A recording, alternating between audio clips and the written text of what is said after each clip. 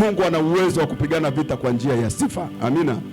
Kwa njia ya sifa, na sio kanisani tu, hata wewe mwenyewe unaweza ukaandaa hata sifa wewe na familia yako. Unapokuwa nyumbani wewe na mume wako, mko wawili, mkaanza kumsifu Mungu. Si mnaweza mkasifu mkiwa wawili?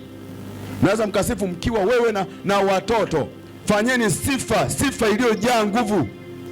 Msifanye sifa dhaifu. Msifanye sifa ile ya kulipua muondoke mkalale kama ni usiku.